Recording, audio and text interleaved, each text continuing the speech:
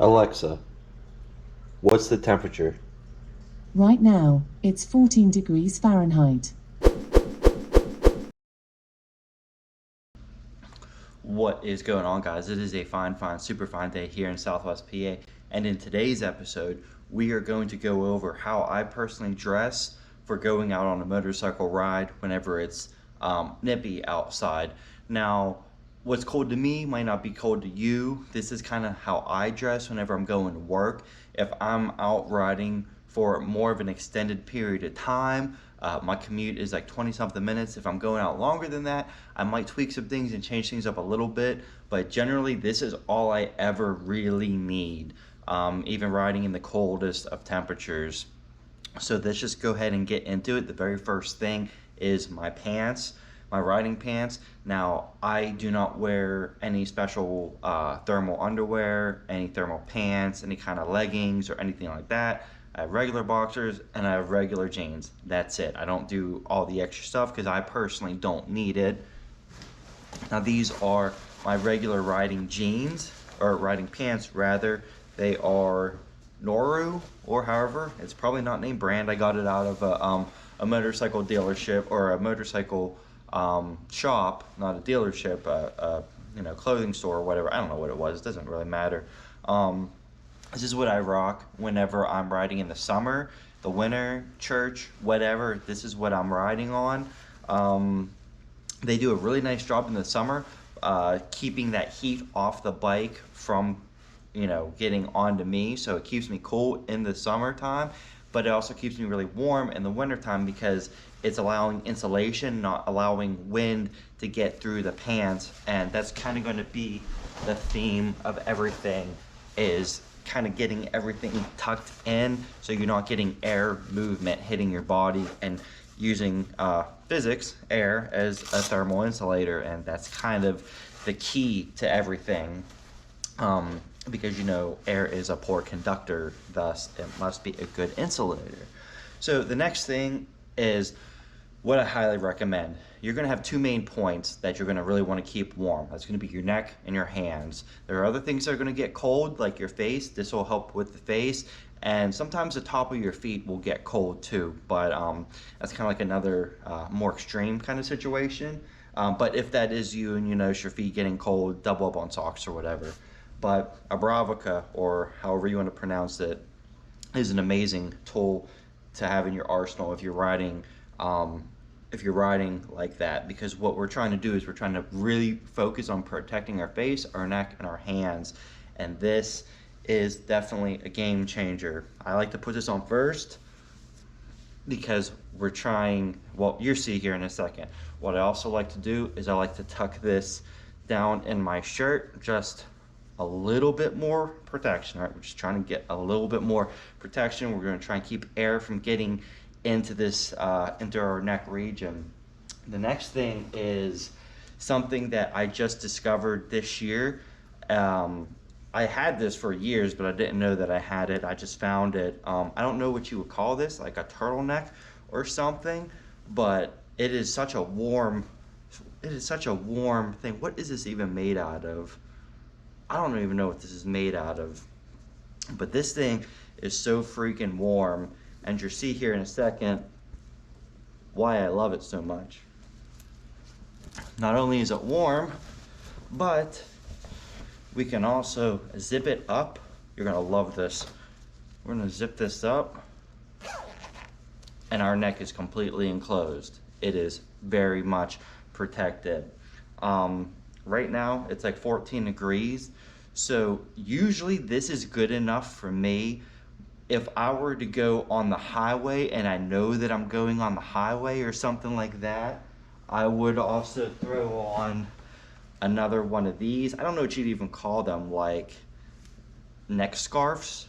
I guess a scarf is for the neck anyways. But sometimes I throw this on. The thing is, yeah, you might feel goofy. You might feel like you feel a little bit goofy, but you're a badass. You're riding a motorcycle in the wintertime. You really can't get more badass than that. So it doesn't really matter what you look like. So this also helps a lot. I don't usually use it, all that much because honestly, I like it cold and I hate being hot. So what I'm about to show you is pretty much all I like to do anyways. It suffices for me.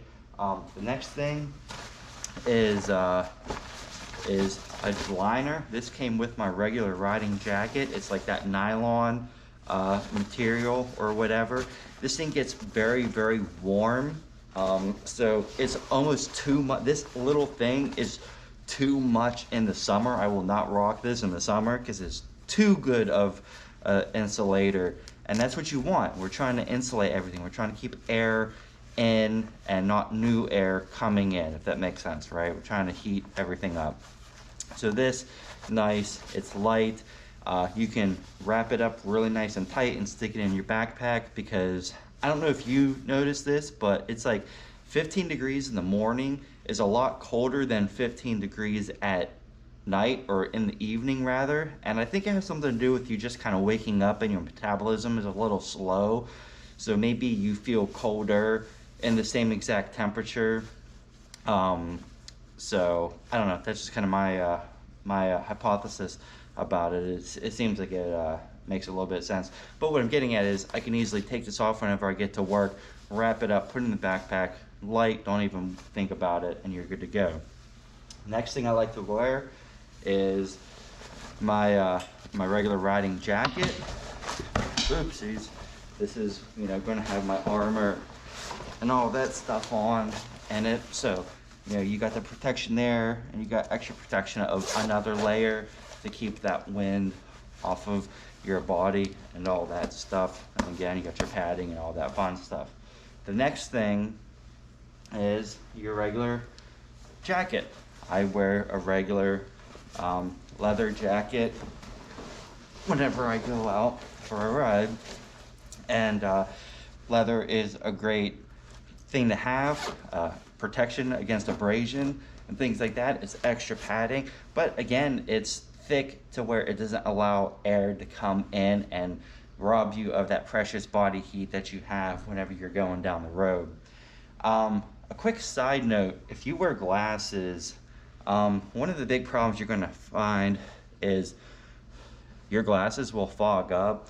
Now, there's a couple things you can do about that. You can try and situate your Bravka or whatever so that the air isn't coming up under the glasses. That usually helps. What you can also do is if your helmet has these air ports, that will help. You know, it's going to be kind of, you know, contradictory because you're going to get cold air in your helmet, but usually for me, I'm so layered up, this extra little bit does not faze me. You could do the little thing down there. Sometimes that works a little bit better. Or you could just get an anti-fogging agent and put on your glasses. In scuba diving, we spit on our goggles, and honestly, that was like the best thing. Like, that worked better than the spray anti-fog stuff. And you get to work, clean your glasses off like regular, and you are okay. The next thing is obviously going to be your backpack. I like to rock a backpack. I can put all my stuff in. The next thing you want to do is you want to take out your keys and you want to put them somewhere before you put on your gloves, because you will always put on your gloves and then realize you got to get your keys. So don't do that. It sucks. It doesn't suck, but it's kind of a minor inconvenience. The next thing is gloves. And bless my mother's soul, these are not riding gloves, but they have saved me a lot. These are closable. I don't know. They're like regular thermal insulated gloves, I guess, for like skiing or sledding or something. They do not offer me protection from impact or anything. Like, there is no guards, there is no real protection. So what I like to do is I will put on my regular motorcycle glove and then put these on. If you're going to go that route, which if you're going to go that route, I would honestly just invest in actual motorcycle gloves. But if you do want to, for whatever reason, go this route, get this glove like 2 sizes bigger so you can get your hand in that glove. Again, I do want to get actual riding gloves. They're on the list. I have a lot of things on the list, but that is definitely something. But these work very nice as far as keeping me warm. They allow no air to come through. I've been saying a lot, I think. They don't allow any air to get through. They are nice and warm. The only thing you got to remember is to charge your gloves, which is an interesting thing to have to do, but you got to remember to charge your gloves. But if you get heated motorcycle gloves, you don't have to worry about, well, you have to worry about charging your gloves, but you don't have to do all the extra stuff. They are expensive, but again, if you're riding in this, you're a little extra to begin with, so it just kind of is what it is. The last thing is your helmet, right? You're just gonna put on our helmet. We want to make sure we definitely pull on these straps to get this in. And what I like to do at this point in time is my Bravika pushed down, so I will get this and I will pull this up and over just like that. I'm tie it up or whatever, but and then you're good to go. Maybe put on your glasses, figure out, okay, is this working? It's getting a little foggy. How about now?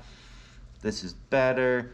You just might have to just adjust things or whatever. Again, make use of your ports or whatever. As a quick side note, nobody taught me this, and I wish somebody would have said this to me. If you're riding down the road and you have to sneeze, how do you cover your mouth? Because you don't want to just like sneeze into your helmet. That's nasty. So I don't know. What I always do is I would put it in like this and sneeze in my hand like that, right? Or if I'm not wearing that, just like that. I don't know. Little interesting side note, because I had to do that a lot actually. Because you sneeze. I mean, nobody ever talks about that. So I don't know. But I think that's pretty much it for the video today. You probably noticed the bike in the background. I did that on purpose. I am going to go and try and get this thing running today, because tomorrow we might actually get a decent snowstorm. It looks like the trek is further south, so if you're further south or you're in the swath of pretty heavy snow, be careful, have fun in it if you get to have fun in it. But I want to get this bike up and running. This was actually my first bike. This was the bike that started it all, and I've never ridden it in the channel. I'm actually hoping I can figure out the sound quality, because this thing is loud. I made this thing loud, so that makes up for all my exhaust situations. And the tree's definitely coming down. It's been up way too long. I mean, I just been sick. If I'm being honest, I've been sick.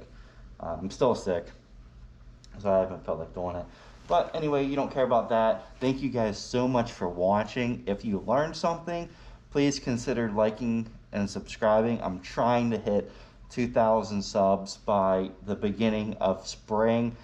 My first season was fantastic. Second season, I'm hoping the third season is going to be great. I have a lot of big plans. I'm working with Mercedes. I got a bunch of trips planned out. Hopefully I'll be certified to teach motorcycle safety, so we can do a bunch of videos on that, and all that fun stuff. But I'm going to go ahead, I'm going to let you guys go, and I'm going to try and get this thing up and running today since I'm off. So again, if you enjoyed this content, don't forget to like, share, and subscribe, and I will see you in the next one.